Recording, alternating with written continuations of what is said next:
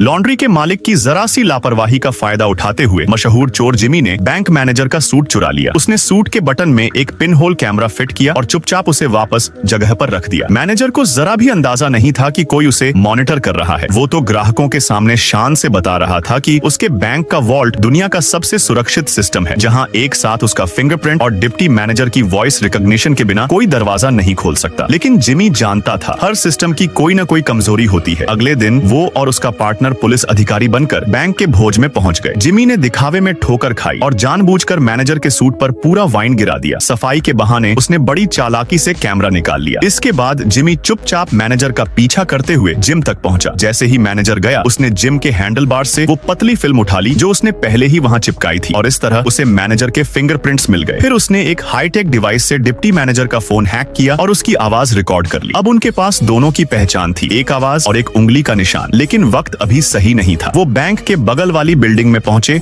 और इलेक्ट्रिक शव से दीवार काटने लगे। 10 मीटर मोटी दीवार में 2 छोटे छेद करके उन्होंने स्टील पाइप डाल दिए, जिनके सिरे दीवार के अंदर खुलकर फंस गए। रस्सियों को बांधकर हल्का सा खींचा और 10 टन की कंक्रीट की स्लैब नीचे गिर गई। अब रास्ता साफ था। वो बिजली के डिस्ट्रीब्यूशन रूम तक पहुंच गए, जहां उन्होंने सर्वेलेंस स्विच खोजा और बैंक के मॉनिटरिंग सिस्टम में हैक कर लिया। जैसे ही सुरक्षा गार्डों की शिफ्ट बदली, उन्होंने पहले से तैयार वीडियो क्लिप चलाकर असली कैमरा फीड को रिप्लेस कर दिया। अब बैंक की सुरक्षा पूरी तरह उनके कंट्रोल में थी। जिमी और उसका साथी बिना डर के वॉल्ट के सामने पहुंचे। रिकॉर्ड की हुई आवाज और फिंगरप्रिंट से उन्होंने वॉल्ट का दरवाजा खोल लिया। लेकिन जैसे ही दरवाजा खुला, अल्ट्रासोनिक सेंसर्स एक्टिव हो गए और कमरे में सैकड़ों इंफ्रारेड बीम्स फैल गई। अब सवाल था, क्या ये दोनों मास्टर चोर उन किरणों को पार कर पाएंगे या यही जगह उनके करियर की आखिरी चोरी बनेगी।